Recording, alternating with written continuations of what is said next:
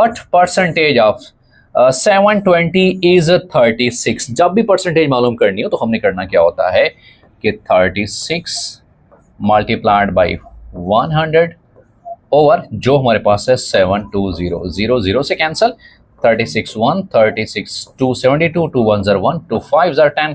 सो हमारे पास एग्जैक्ट और सही जवाब कौन सा है 5% है, although it was not given in the paper, but आपको पता होना चाहिए कि मैथ के हवाले से ये तरीकाकार किस तरह से हो सकता है।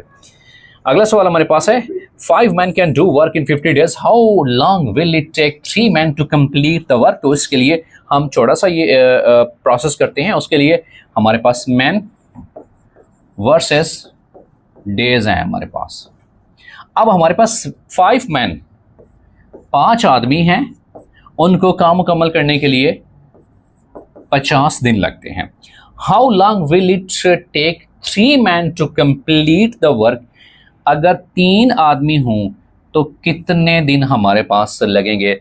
देखें अगर यहाँ पे आदमी कम हो जाते हैं तो आदमी कम हो जाएंगे तो दिन ज़्यादा होंगे, याद रखिएगा जी।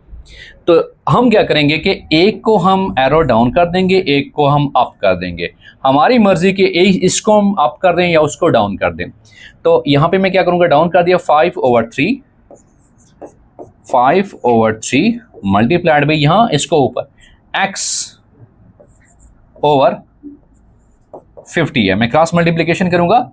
सो यहाँ पे 50 मल्टीप्लाइड बाई 5 ये बनेगा 250 is equal to 3 multiplied by x, तो ये बनेगा 3x। और अगर मैं डिवाइड करूं इधर भी 3 इधर भी 3 तो 3 से कैंसिल, 3 1s 3 8s are 24, 10 है तो मुझे 3 लगाना पड़ेगा, 3 3s are 9, फिर एक बचेगा, फिर पॉइंट लगाऊंगा 0 फिर 1, सो 83.33 ये हमारे पास राइट ऑप्शन आएगा। किस तरीके के मुताबिक, जैसे मैंने यहाँ पे तरीका आपको बताया है, इस तरह के सवाल को हल करने का। ओवरऑल पेपर में ऑप्शन ये नहीं आता, इसीलिए none of these option right था, बट आपको वो कैलकुलेशंस आनी चाहिए कि इस तरह कैलकुलेशन हम किस तरह से कर सकते हैं। और अगला सवाल हमारे पास है the dispute can easily be settled between you and me.